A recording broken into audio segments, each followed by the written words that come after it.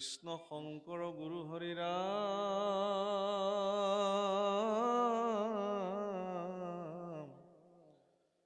ৰাম হৰি ৰাম ৰাম ৰাম কৃষ্ণ।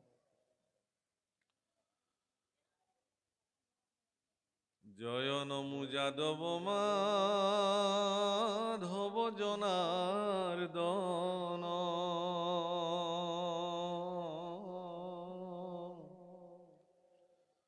জয় হৃষিকেশ সদা শিৱ সনাতন হে ৰাম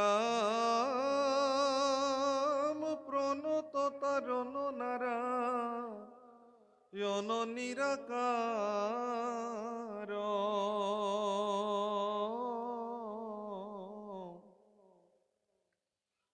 কৃষ্ণৰ চৰণে কোটি কোটি নমস্কাৰ।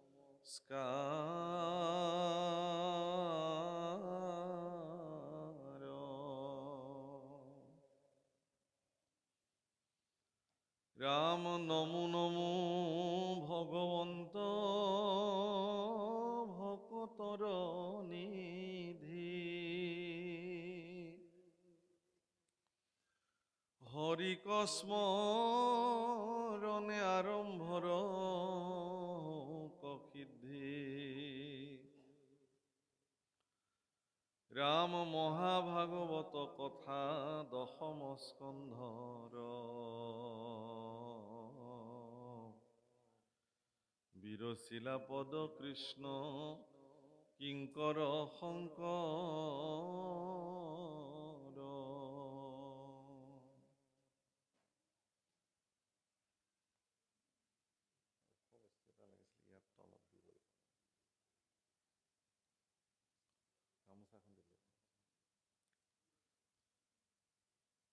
শিৱসাগৰ ঐতিহাসিক স্থান। এই ঐতিহ্যমণ্ডিত শিৱসাগৰৰ কোৱামৰা ভকত গাঁৱৰ ৰাইজৰ উদ্যোগত শলগুৰি মৌজা ৰাইজৰ সহযোগত কোৱামৰা ভকত গাঁৱৰ এই বৰনামঘৰৰ মজিয়াত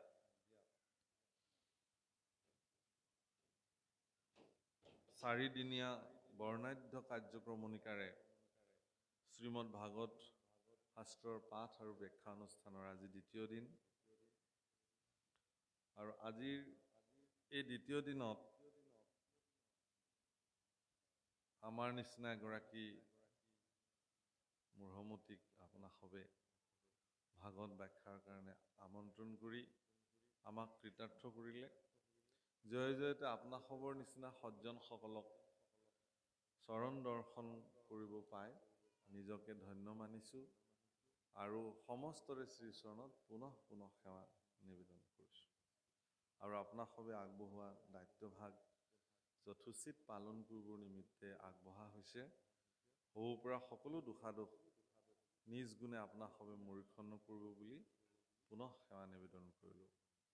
প্ৰভুসকল, মহাপুৰুষ শ্ৰীমন্ত শংকৰদেৱ গুৰুজনা আৰু মহাপুৰুষ শ্ৰী শ্ৰী মাধৱদেৱ গুৰুজনাই দুগৰাকী মহাপুৰুষে যেতিয়া গণককুছি সত্ৰত শেষবাৰৰ কাৰণে দেখা দেখি হয়, তাৰপিছত আৰু দুজনা মহাপুৰুষৰ সাক্ষাৎ হোৱাই নাই, নহ'ল। আৰু এইফালে গুৰুজন বৈকুণ্ঠী হ'ল, মাধৱ পুৰুষে এইফালে গুচি আহিলে। তো দুজনা যিহেতু অভেদ ঈশ্বৰ আছিলে, পুৰুষোত্তম ঠাকুৰতাই লিখিছে শংকৰ মাধৱ অভেদ ঈশ্বৰ গুৰু নাহি দুইটো পৰ দুহান নামক কীৰ্তন কৰিয়া কৃতকৃত हुए নৰ। গতিকে দুজনে হয়তো বুজি পাইছিল যে এয়াই তেখেতলোকৰ শেষ দেখা দেখি। প্ৰভুসকল, বিশ্বত এক বিৰল খ্যাতি মহাপুৰুষ মাধৱদেৱে দেখুৱালে যে যিদিন ধৰি মহাপুৰুষ শ্ৰীমন্ত শংকৰদেৱ গুৰুজনাক গুৰু হিচাপে মান্যতা কৰি তাৰাৰ দুখানি অভয় চৰণত শৰণ গ্ৰহণ কৰিলে, সিদিন ধৰি মহাপুৰুষ মাধৱদেৱে জীৱনৰ সৰ্বোচ্চ পৰিত্যাগ কৰি মহাপুৰুষ শংকৰদেৱ গুৰুজনাৰ চৰণৰ সেৱাতে জীৱনৰ সৰ্বোচ্চ কাল তেওঁ অতিবাহিত কৰিলে। এনেকি জোৰণৰ কন্যাও তেওঁ এৰি থৈ চিৰ কৌমাৰ্য ব্ৰত ধাৰণ কৰিলে। দুজনা অভেদ, এই কথা সকলোৱে আমি জানো। আৰু সেইকাৰণে চাগে মহাপুৰুষ মাধৱদেৱে গুৰুজনাক এটি প্ৰশ্ন কৰিছিলে যে, হে কৃপাল গুৰু, তুমি থাকোঁতেই জগতৰ মানুহক ভাগৱতৰ আধাৰত যি বিশুদ্ধ হৰিনাম ধৰ্ম তাক প্ৰৱৰ্তন কৰোৱাটো বহু ক্ষেত্ৰত কঠিনৰ পৰা কঠিন পৰ্যায়ৰ সৃষ্টি হয়। তুমি যিহেতু সাক্ষাৎ ঈশ্বৰ হোৱাৰ পিছতো নৰলীলালৈ গুৰু অৱতাৰে জগতলৈ আহিলা, গতিকে তুমি এই জগত এৰি যোৱাৰ পিছত এই দায়িত্ব কোনে গ্ৰহণ কৰিব? লোকে কাৰ কথা শুনি ঈশ্বৰ ভক্তিত নিমজ্জন হ'ব? এই কথা শুনাৰ পিছত কৃপালু গুৰু শ্ৰীমন্ত শংকৰদেৱ গুৰুজনাই মাধৱ পুৰুষক ক'লে যে, বহাপু, মই নাযাওঁ, মই থাকিম। তো ক'ত থকা হ'ব? শুনিও মাধৱ মূৰ থাকিবা ৰথান,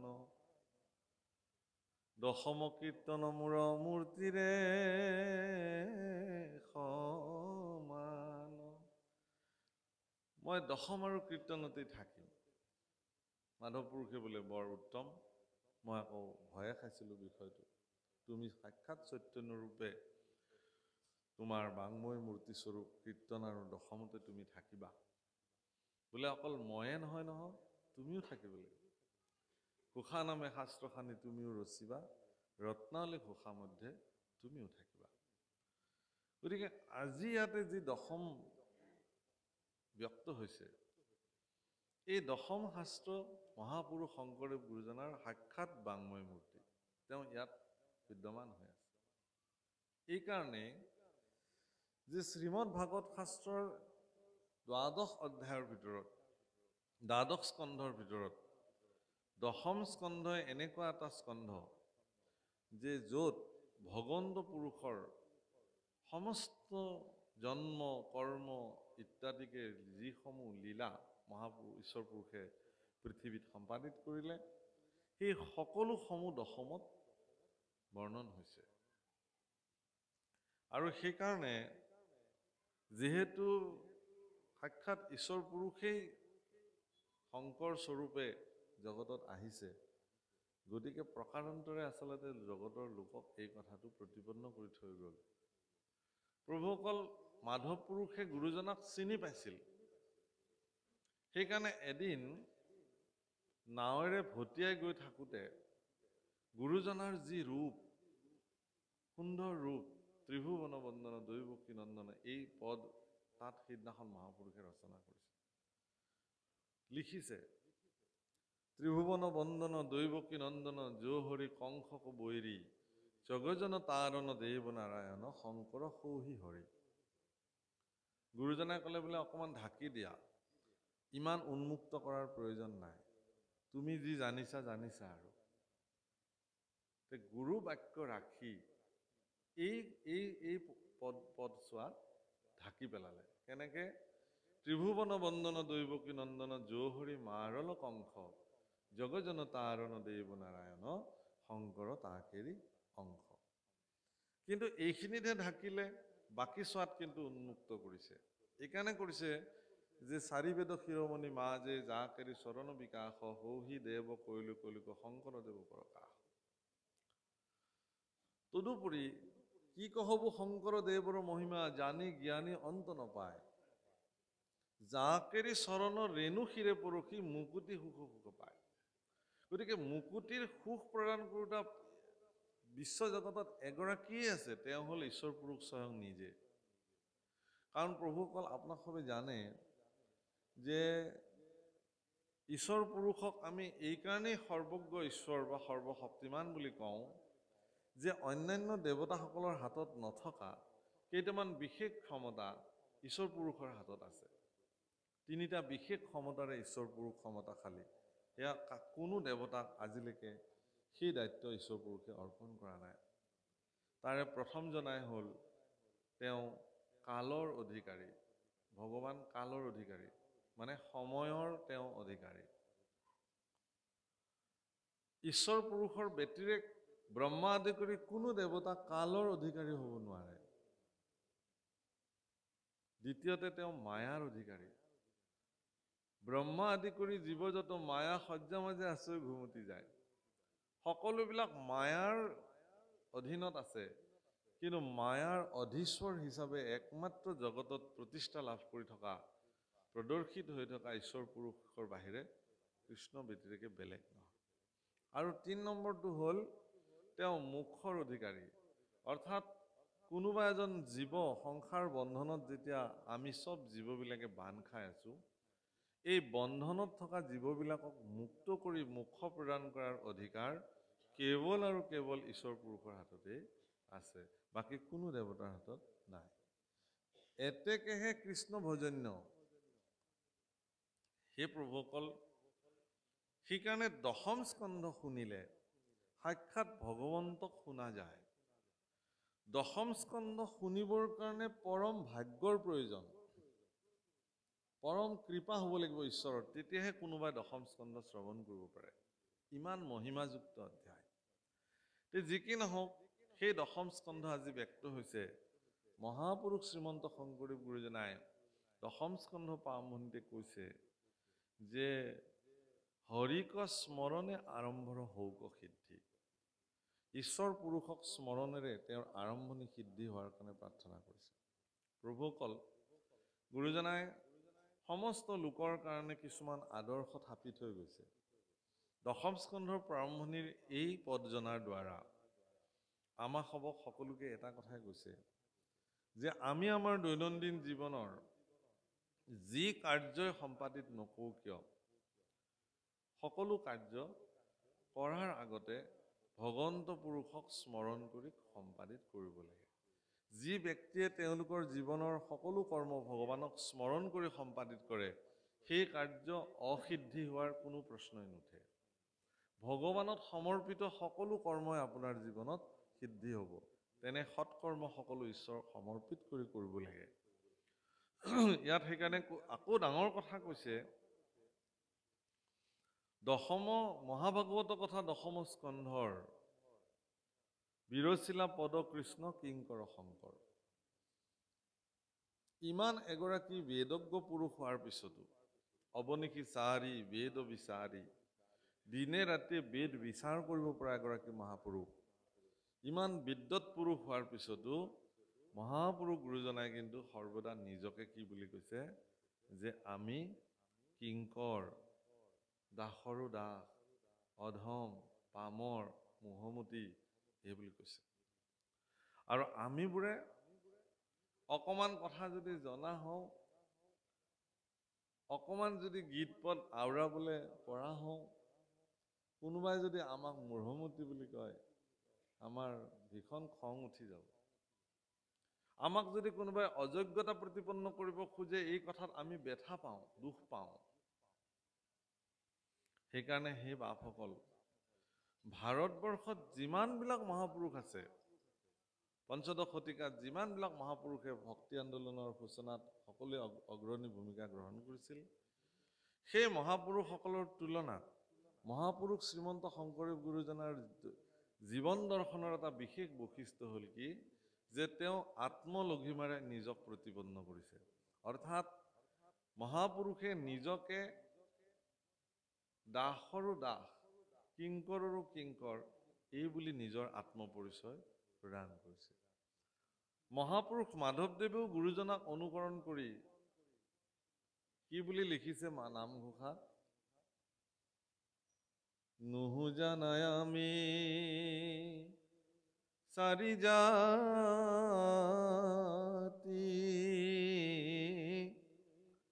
চাৰিও আশ্ৰমী নোহোৱাতে, নুহু ধৰ্মশীল দানব্ৰ ততীৰ্থগামী।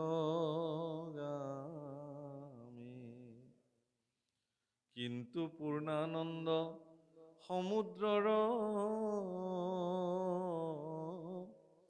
গোপী ভৰ্তাপদ কমলৰ দাসৰো দাস তানদা সভৈলো আমি। হে প্ৰভু, তুমি যদি মোক দাস বুলি ধৰিবৰ কাৰণে যদি তোমাৰ কিবা আপত্তি আছে, তেনেহলে তোমাৰ দাসৰো দাস, তেওঁৰ দাস কৰি হলেও মোক তুমি তোমাৰ চৰণত স্থান দি ৰাখা। মহাপুৰুষ মাধৱদেৱে ঈশ্বৰ পুৰুষক এনেধৰণৰ কথাও কৈছে যে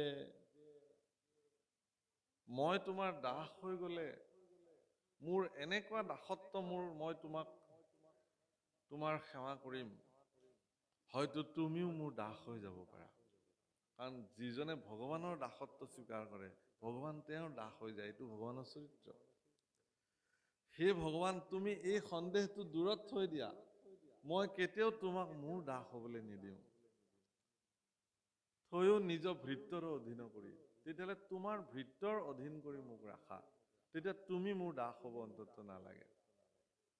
তোমাৰ ভৃত্যৰে মই ভৃত্য হ'ব খোজো, তোমাৰ চাকৰৰ মই চাকৰ হ'ব খোজো, তোমাৰ দাসৰ মই দাস হ'ব খোজো। প্ৰভুসকল, কেৱল আৰু কেৱল ভাৰতবৰ্ষৰ সনাতনী পৰম্পৰাৰ উত্তৰ পূৰ্বাঞ্চলত ইমান দাস্য ভকতিৰ পোহাৰ মহাপুৰুষ দুজনাই মেলি থৈ গৈছে। আপুনি ক'তো নেদেখে পৃথিৱীত নিজকে ইমান দাসৰো দাস, ইমান নমনীয় ৰূপে ভগৱানক যে ভজিব পাৰি, এই নজিৰ ক'তো নাই। যদি মহাপুৰুষৰ এই আদৰ্শ শাস্ত্ৰসন্মতভাৱে যদি আমাৰ মানুহে মানি চলিলেহেঁতেন, তেতিয়াহ'লে আজি অসমত ধৰ্মক লৈ পেলাই ইমান অসহিষ্ণু পৰিৱেশৰ সৃষ্টিয়ে নহ'লে। মই আজি কিছুদিনৰ পৰা এই কথাটো কৈছো যে কি কাৰণত ধৰ্মক লৈ আমি ইমান অসহিষ্ণু হ'বলৈ গৈ আছো। সহনশীল ক্ষমতা আমাৰ নাই নেকি? কাৰণ আমি যিসকল গুৰু মানিছো, তেওঁলোক সহিষ্ণুতাৰ মূৰ্ত প্ৰতীক, পাৰাকাষ্ঠা বুলি ক'ব পাৰি। মহাপুৰুষ শংকৰ মাধৱ দুজনা সহিষ্ণুতাৰ পাৰাকাষ্ঠা, তাতকে আৰু কোনো নাই ইমান সহিষ্ণু। বুজিছে নহয়? গুৰুজনাইতো এনেকে কৈছে যে যদি মোক কোনোবাই নিন্দা কৰে, সেই নিন্দুকসকলক যদি মই চিনি পালোহেঁতেন, তেতিয়াহ'লে তেখেতলোকক মোৰ ঘৰৰ সন্মুখতে নিবাসস্থল বনাই দিলোহেঁতেন। কেলেই? যে তেওঁলোকে মোক চাই থাকক, নিন্দাৰে মোক তুলা ধুনা দিয়ক, যাতে তেওঁলোকৰ নিন্দাত মই মোৰ বেয়া চৰিত্ৰ যদি কিবা আছিল, বেয়া যদি আছিল, সেইখিনি যাতে মই সংশোধন কৰিব পাৰোঁ। অৰ্থাৎ নিন্দুকসকল দৰাচলতে উপকাৰী সজ্জনবিলাকৰ, কাৰণ তেওঁলোকে সজ্জনবিলাকক নিন্দা কৰি সজ্জনসকলৰ চৰিত্ৰত থকা বেয়া গুণসমূহ তেওঁলোকে উন্মুক্ত কৰে, আৰু সজ্জনে সেইবিলাক সংশোধন কৰি কৰি নিজক আৰু জুয়ে পুৰা সোণৰ নিচিনা চিকচিকীয়া কৰি তুলিবৰ কাৰণে এটা সুযোগ পায়। সেইকাৰণে গুৰুজনাই ইয়াত কৰজোৰে বোলো শুনা সবে সভাসদ, মূঢ় হুয়া কৰো মহাভাগৱত। আপোনাৰ সবৰ দৰে সজ্জনসকলৰ প্ৰতি গুৰুজনাই কৰপুতে হাতযোৰ কৰি কৈছে যে মোৰ নিচিনা এগৰাকী মূঢ়ই ভাগৱত কথা 10ম স্কন্ধৰ পদ গাবলৈ গৈ আছো, কৰিবলৈ গৈ আছো। হে ৰাম,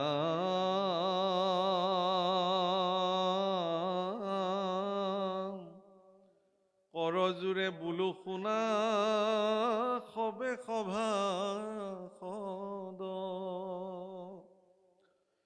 মূঢ় হুয়া কৰো মহাভাগৱত পদ। ৰাম আমাৰ পদত কেহু নধৰিবা দুখ, কৃষ্ণ কথা শুনি কৰা চিত্তক সন্তোষ। আমাৰ পদত আপোনালোকে দুখ নেদেখিব। কেৱল কৃষ্ণ কথা বুলিয়ে সন্তোষ হ'বৰ কাৰণে প্ৰয়াস কৰক। বাপসকল, কোনে ভাগৱত পঢ়িছে কি ব্যাখ্যা কৰিছে সেইটোক লৈ সমালোচনাৰ কোনো প্ৰয়োজন নাই। ভাগৱত যে পঢ়িছে এইটোৱে ডাঙৰ কথা। ভাগৱতৰ আসনত আসীন হৈ কোনোবা ব্যক্তিয়ে যে কৃষ্ণ গুণ আওৰাইছে তেওঁৰ জীৱনৰ কাৰণে সেইটোৱে এটা বিশেষ লাভ। অনেক যত্ন কৰিও জীৱনত কোটি কোটি টকা উপাৰ্জন কৰিব পাৰে কোনোবাই। পৃথিৱীৰ সৰ্বোচ্চ সন্মানত কোনোবা ব্যক্তি গৈ অধিষ্ঠিত হ'ব পাৰে, কিন্তু তেওঁ ইচ্ছা কৰিলেই ভাগৱতৰ আসনত তেওঁ আসীন হ'ব নোৱাৰে। এগৰাকী ব্যক্তি ভাগৱতৰ আসনত আসীন হ'বলৈ হ'লে ঈশ্বৰ পুৰুষে তেওঁক প্ৰথমতে নিৰ্ণয় কৰি ল'ব লাগিব, মই তোমাৰ শ্ৰীমুখে মোৰ গুণ শুনিম। কাৰণ ঈশ্বৰ পুৰুষে ভক্তৰ পৰা একো দ্ৰব্য বস্তু আজিলৈকে বিচৰাৰ কোনো শাস্ত্ৰত উদাহৰণ নাই। ভগৱানে এটাই বিচাৰে যে মোৰ গুণখিনি কোনোবাই একান্ত চিত্তে গাওক। নিজ যশ গুণ প্ৰিয় হৰি, তেওঁৰ নিজৰ যশস্যা ভক্তৰ শ্ৰীমুখে শুনি ভাল পায় আৰু তাৰে তেওঁ মালা গাঁঠি পিন্ধে। ভকতে যতে গাৱে গুণনাম চয়, তাৰ মালা গান্থিয়া পিন্ধন্ত কৃপাময়।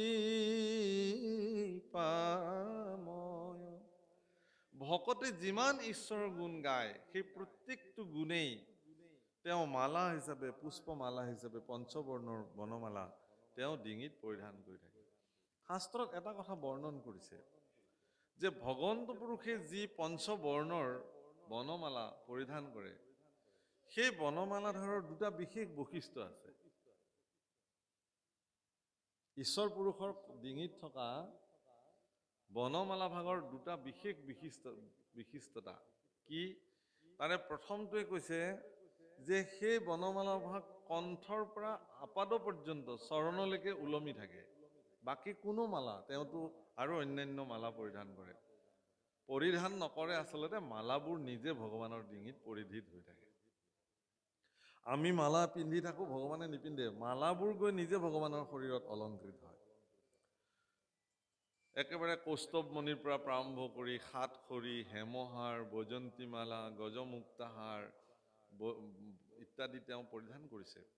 তাৰ ভিতৰত বনমালা কণ্ঠৰ পৰা চৰণ পৰ্যন্ত। আৰু দ্বিতীয় বৈশিষ্ট্য কি? যে এই মালাধাৰৰ ফুলসমূহ এনেকুৱা সতেজ, আজি ইয়াতে ফুলৰ মালা গাঁঠি দিয়া হৈছে, এইবোৰ সতেজ হৈ থকা নাই, ছিঙি অনা হ'ল। সতেজ বুলি কেনেকে প্ৰমাণিত কৰিছে? যে ভগৱন্ত পুৰুষৰ কণ্ঠত থকা সেই বনমালা ভাগৰ পুষ্পসমূহ ইমানেই সতেজ যে তাত অলিকুল ভোমৰাবিলাকে আহি সেই ফুলত ৰেণু পান কৰি থাকে। এইটো দুদিনৰ বৈশিষ্ট্য। ইয়াৰ অৰ্থ কি? ইয়াৰ দুটা অৰ্থ আছে। এক নম্বৰতে কি যে এই মালাসমূহ ভক্তসকলৰ শ্ৰীমুখে ওলোৱা নামৰ ফুল, আৰু সেই নামৰ ফুল ভক্তিৰ সূত্ৰৰে তেওঁ মালা গাঁঠি থাকে। গতিকে এই পুষ্পসমূহ যিহেতু ভক্তি পুষ্প, এতেকে তাত ভকত ভ্ৰমৰাবিলাকে আহি পেলাই সেই পুষ্পৰ সুঘ্ৰাণ লৈ থাকে, সেই অমৃত পান কৰি থাকে। দ্বিতীয়তে কণ্ঠৰ পৰা ভক্তসকলৰ কণ্ঠৰ পৰা নিগৰিত হোৱা সেই নাম ভগৱানৰ দুখানি চৰণ চিন্তি আগবঢ়োৱা হয়। সেইকাৰণে সেই মালাধাৰ কণ্ঠৰ পৰা চৰণ পৰ্যন্ত বিস্তাৰিত, সম্পৰ্কিত। হে বাপসকল, আইসকল, ভগৱন্ত পুৰুষে ভক্তসকলৰ শ্ৰীমুখে তেওঁৰ গুণানুকীৰ্তন যিহেতু সৰ্বদা শ্ৰৱণ কৰাৰ হাবিয়াস, তেওঁৰ ইচ্ছা, সেইকাৰণে মহাপুৰুষে ইয়াত লিখিছে যে কোনোবাই যদি কৃষ্ণ কথা গায়, কৃষ্ণ কথা কয়, তেওঁৰ পদত দোষ বিচাৰ কৰাটো ভকতৰ উচিত নহয়। যি গাইছে গাইছে, কৃষ্ণ গুণ বুলি আপোনালোকে তাক শুনিব পৰাৰ ক্ষমতা থাকিব লাগে। এই বুলি শুনক। যদি তাত আপোনাৰ কিবা গ্ৰহণ কৰিবলগীয়া কথা আছে গ্ৰহণ কৰক, নাই যদি এৰি দিয়ক। কিন্তু এই সাম্যকভাৱে এই কৃষ্ণ কথা এই বুলি গ্ৰহণ কৰক। আৰু মহাপুৰুষেও এই বুলি কৈছে।